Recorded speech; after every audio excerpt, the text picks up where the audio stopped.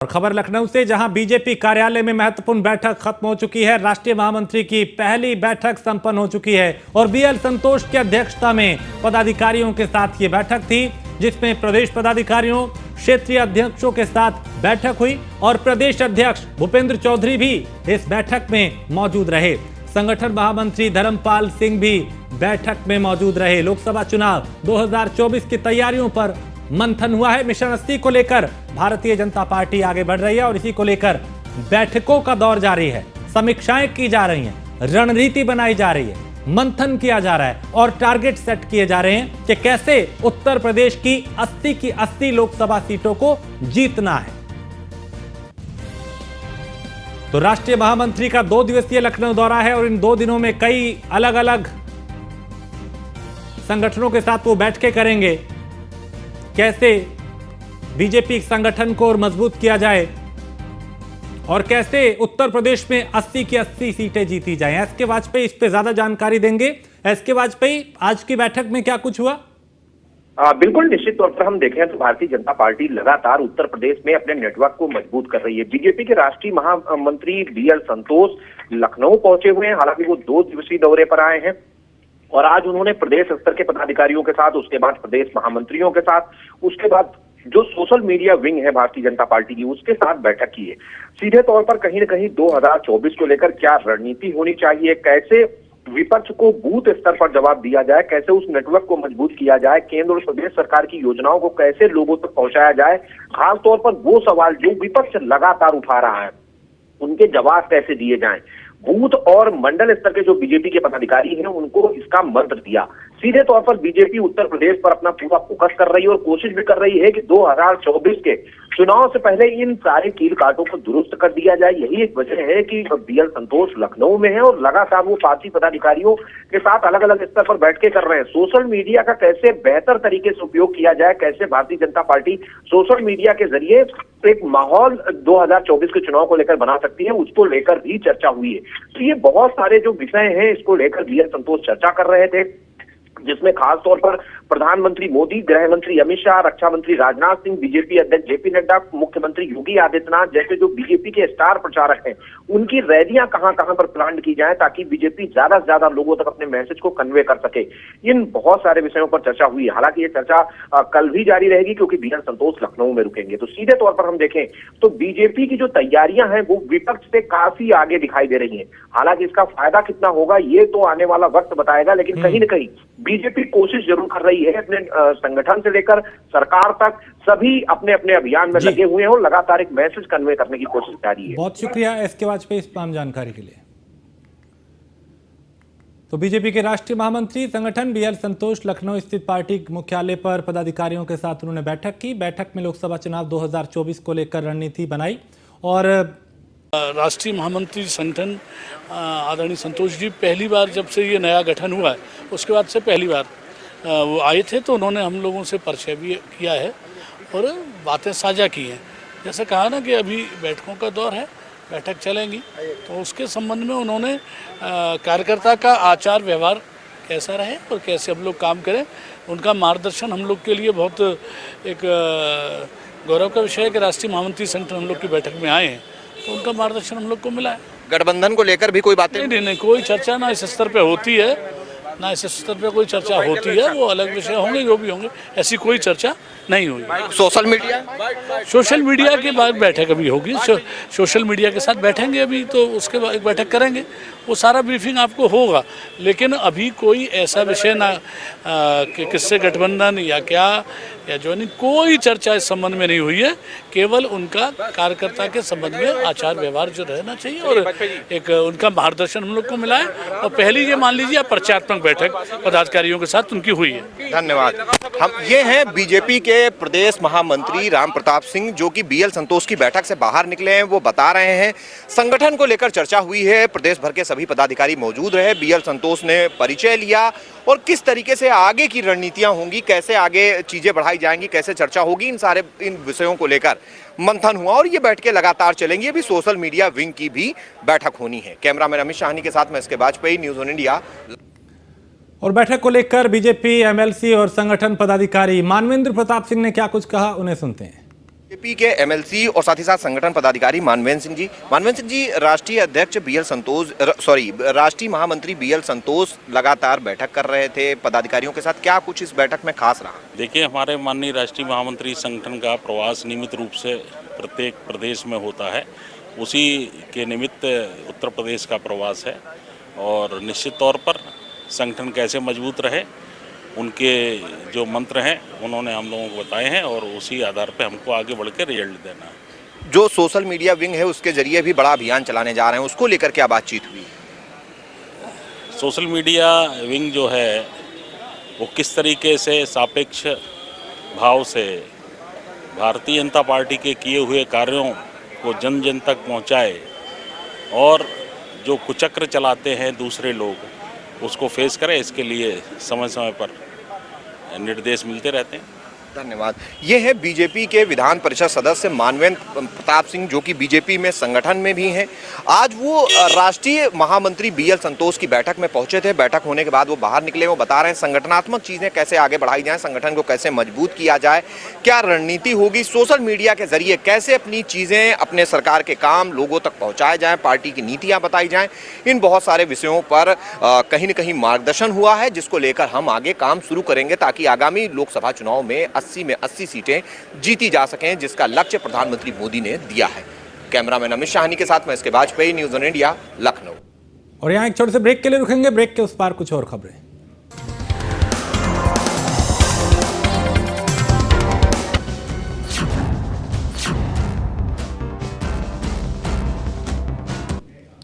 पाकिस्तानी महिला सीमा हैदर से एटीएस की पूछताछ हुई और पूछताछ में कई तरह के राज खुलने की उम्मीद की जा रही थी। एटीएस एक एक साक्ष्य को जुटाकर कड़ी से कड़ी जोड़ रही है। यह रिपोर्ट देखिए।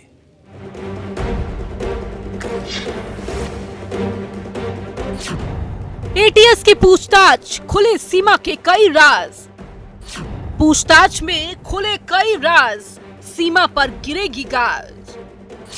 नेपाल से हुई एंट्री, भारत में घुसपैठ की मिस्ट्री। सीमा की भारत में एंट्री, खतरे की घंटी। यूपी एटीएस की 2 दिन की पूछताछ खत्म हो गई है। सीमा हैदर अपने प्रेमी सचिन के साथ वापस नोएडा आ गई है। फिलहाल एटीएस की पूछताछ में कई बातें निकलकर सामने आई है। एटीएस की पूछताछ के बाद मीडिया के सामने बात करते हुए सीमा कई सवालों से बचती नजर आई, तो वहीं कई सवालों के जवाब में उन्होंने कहा कि वकील से बात कीजिए। जाहिर है कि पूछताछ के बाद सीमा पूरी तरह से सतर्क हो गई है, भारतीय नागरिकता के लिए गुहार लगा रही है। देखना होगा कि आने वाले दिनों में सीमा और सचिन को किस किस तरह की जांच से गुजरना पड़ सकता है। वहीं सीमा का शुरू से ही कहना है कि वो सचिन से प्यार में पागल है, सचिन के लिए कुछ भी कर सकती है। सचिन से मिलने के लिए ना तो सरहद बाधा बन पाई और ना ही जाति धर्म का बंधन। सीमा के प्यार पर कहीं ना कहीं ये लाइनें सटीक साबित हो रही है। ना उम्र की सीमा हो, ना जन्म का हो बंधन।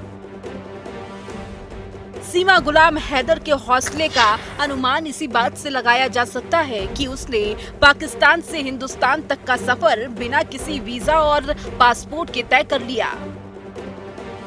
सीमा बार बार कह रही है कि मैं तो बस सचिन के लिए भारत आई थी। सचिन ने ही कहा था कि हिंदुस्तान के लोग बहुत अच्छे हैं, मुझे भी यहाँ के लोग अच्छे लगे, लेकिन जब मुझे बार बार शक की नजर से देखा जा रहा तो बहुत दुख हो रहा है। दरअसल कहानी कुछ ऐसी है कि 4 बच्चों की मां सीमा हैदर, जिसकी उम्र 30 साल, जिसे पबजी खेलते हुए एक हिंदुस्तानी लड़के से प्यार हो गया। उनका प्यार परवान चढ़ता गया और सीमा दुबई में काम कर रहे अपने पति और पाकिस्तान का अपना घर छोड़कर अपने प्रेमी के पास पहुंच गई। दुबई और नेपाल होते हुए सीमा हैदर अपने बच्चों के साथ चुपके से भारत की सीमा पार कर दिल्ली के पास ग्रेटर नोएडा पहुंची, जहां उसका प्रेमी सचिन रहता है। दोनों किराए के अपार्टमेंट में एक साथ रहने लगे। दोनों को हरियाणा के एक शहर के लिए बस में यात्रा करते समय रोका गया, जिसके बाद उनके रिश्ते के बारे में कुछ अधिकारियों को पता चला और उनसे पूछताछ के लिए बुलाया गया। यहीं से सीमा की पोल खुली कि उसका रिश्ता पाकिस्तान से है। Bureau report, news 1 India. तो यूपी एटीएस की 2 दिन की पूछताछ के बाद सीमा हैदर अपने प्रेमी सचिन के साथ अपने घर आ चुकी है। सीमा ने न्यूज़ 1 इंडिया से बात की और कहा कि मैं तो बस सचिन के लिए भारत आई थी। सचिन ने ही कहा था कि हिंदुस्तान के लोग बहुत अच्छे हैं, मुझे भी यहाँ के लोग अच्छे लगे, लेकिन जब मुझे बार बार शक की नजर से देखा जा रहा है तो बहुत दुख हो रहा है। इसके साथ और क्या कुछ कहा, सीमा हैदर को सुनते हैं। एक ऐसी प्रेम कहानी जो पाकिस्तान से एक महिला को भारत में ले आई है। लगातार देखिए, महिला जेल में भी रहकर आ चुकी, उसके बाद एटीएस से लगातार पूछताछ हो रही थी, जिसमें कि सभी जगह ये चल रहा था कि सीमा अपने घर में नहीं है। आज सीमा अपने घर पर मौजूद है, इनसे हम बातचीत करने की कोशिश करते हैं।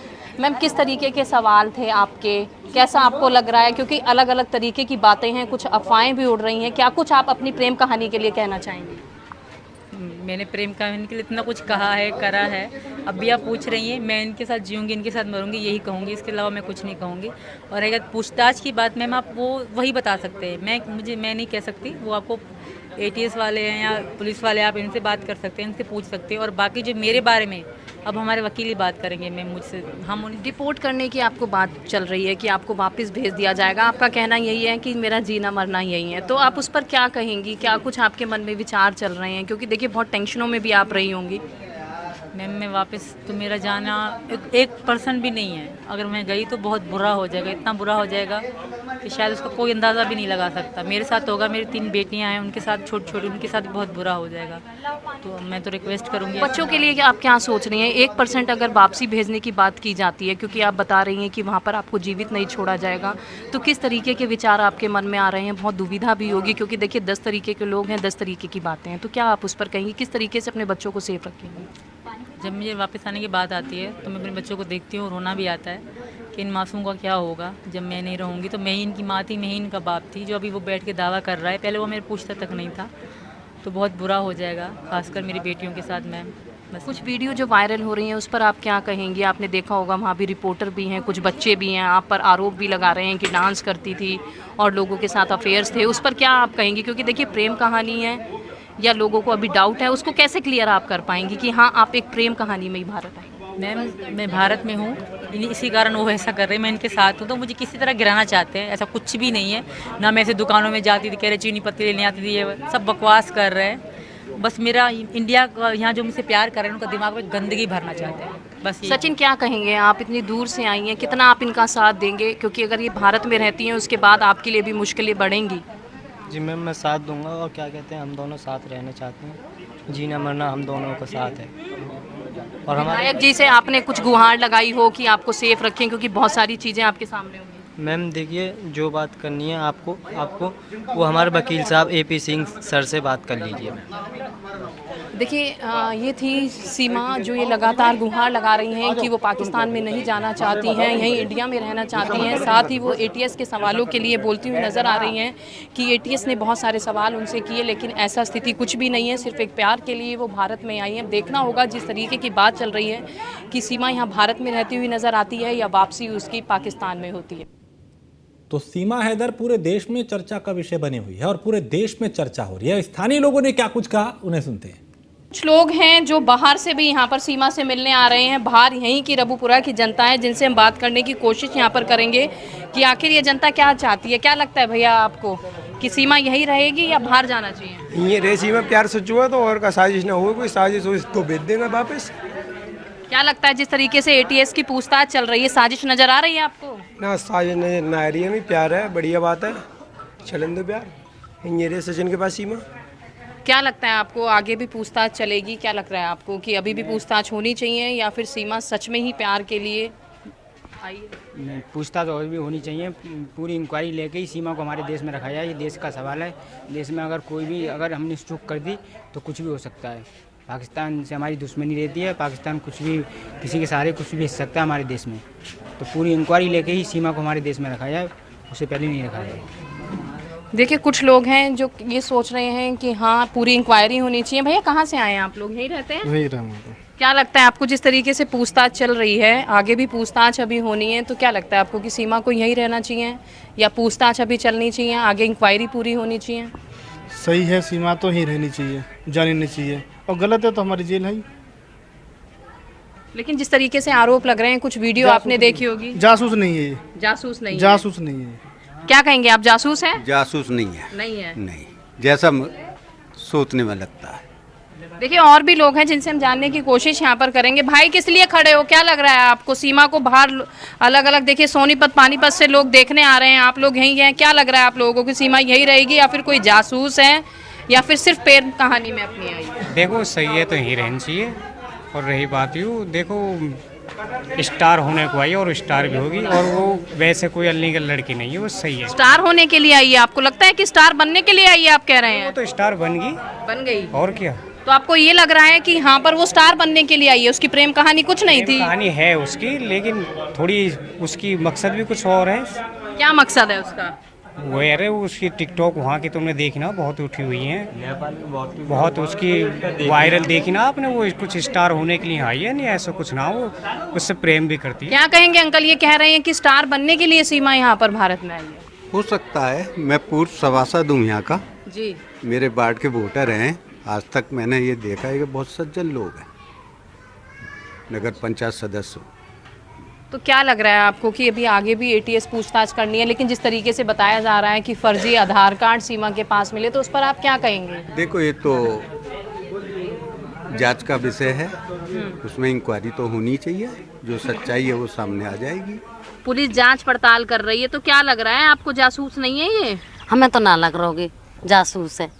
जासूस है। फिर हाँ। क्या लग रहा है, फर्जी आधार कार्ड मिला है उसके पास, सुना है कि वहाँ पर वीडियो बनाती थी, डांस करती थी बाहर क्लब में पाकिस्तान में, तो क्या कहेंगी?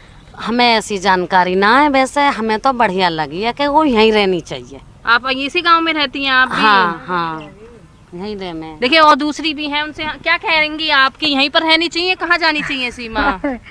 ना सही रहती यहीं। तो आप अपनाएंगी या आस पड़ोस है आपका? ना अपनाएंगे, जब मोहल्ले में है तो ऐसी कोई बात नहीं। फिर उसके 4 बच्चे हैं, तो सचिन पाल लेगा उनको खुद? चौना पा रहे हो, जब लाए हो तो पा रहे हो भी। देखो क्या काम करता है सचिन वैसे? दुकान पे लग रहा है, यहीं बनिया की है बाजार में। तो इतनी भीड़ भाड़ आपके गांव में कभी नहीं देखी होगी, इतना बवाल मच गया, पुलिस यहाँ पर है, मीडिया पड़ी हुई है ना, तो फिर ऐसे का छूना। अब तो क्या लगता है आपको, जांच पड़ताल और होनी चाहिए उससे? तुम्हारी राजी है, जैसा करो ऐसा कर लियो। देखो इतनी तो मुझे जानकारी ना। देखिए अंकल हैं जिनसे हम बात करने की यहाँ पर कोशिश करेंगे। अंकल क्या लगता है आपको कि जिस तरीके से एटीएस उससे पूछताछ कर रही है पुलिस, तो जांच पड़ताल होनी चाहिए, यहाँ पर रहनी चाहिए या उसको वापस भेज देना चाहिए? देखो ये तो गवर्नमेंट का काम है, जांच करानी है या ना करानी है, लेकिन फिलहाल तो यहीं रहनी चाहिए, ये पाकिस्तान ना जानी चाहिए। नहीं जानी चाहिए। लेकिन बातें चल रही हैं कि जैसे पूछताछ की है तो उसमें देखिए उसके पास फर्जी आधार कार्ड कुछ मिले हैं, पता चला है कि डर की वजह से कहीं अलग अलग जगह भाग गई, वहाँ से उसका पति जो है हैदर लगातार गुहार लगा रहा है कि मेरी बीवी को वापस भेज दिया जाए। तो देखिए इंसानियत के नाते आप किस तरीके से उसको देख रहे हैं, क्योंकि देखिए 4 बच्चे हैं, उसका आदमी वहाँ पर भी है।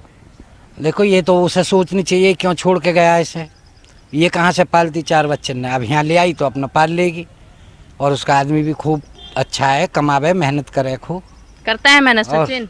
सचिन बहुत बढ़िया आदमी है, उसका बाबा भी अच्छा है, पापा भी और बाबा भी बहुत मेहनत करते हैं। अगर पुलिस उसको भेजना चाहेगी तो यहाँ पर आप गांववासी उसका विरोध करेंगे कुछ कि उसको रोका जाए? बिल्कुल रोका जाए, उसे रोका जाए। हाँ। देखिए आंटी भी है यहाँ पर, क्योंकि गांव में लोग काम कर रहे हैं। क्या लगता है आपको? और 2 बालक हमारे इनको और मंगा दो वहाँ से। कौन से 2 बालक हैं आपके वहाँ? हमारे हैंगे क्या करते हैं वहाँ? कहाँ से बुलाना है? पाकिस्तान से, और करा दो ना 2 को ब्याह। अच्छा 2 का और पाकिस्तान से? और क्या कैसी आप अपने बच्चों का ब्याह कराना चाहती हैं पाकिस्तान से? और का करा दो, जब एक को आ गई तो औरन को भी ले आओ। औरन को भी लिया तो आप रखेंगे अपने घर में? रख लेंगे और का। देखिए यहाँ पर महिला हैं जो यहाँ ग्रामीण वासी है, वो ये कह रही हैं कि देखिए एक आ गई तो अपने और बच्चों का ब्याह भी ये पाकिस्तान में कराने की सोच रही हैं। तो देखिए ये ग्रामीण वासियों की अलग अलग राय है। साथ ही ग्रामीण वासियों का कहना है अगर यहाँ से पुलिस उसको ले जाती है तो आप गाँव वाले रोकेंगे, विरोध करेंगे उसका? रख लेंगे, कह देंगे नौका छोड़ जा, छोड़े यही छोड़े। तो देखिए गांव वाले यही चाहते हैं कि सीमा जब पाकिस्तान से यहाँ आ गई है तो अपनी बहू के रूप में उसे पूरा गांव स्वीकार करने के लिए तैयार है। अब देखना होगा कि पुलिस अपनी जांच पड़ताल में आगे क्या कुछ करती हुई नजर। और यहाँ एक ब्रेक के लिए रुकेंगे, ब्रेक के उस पार कुछ और खबरें।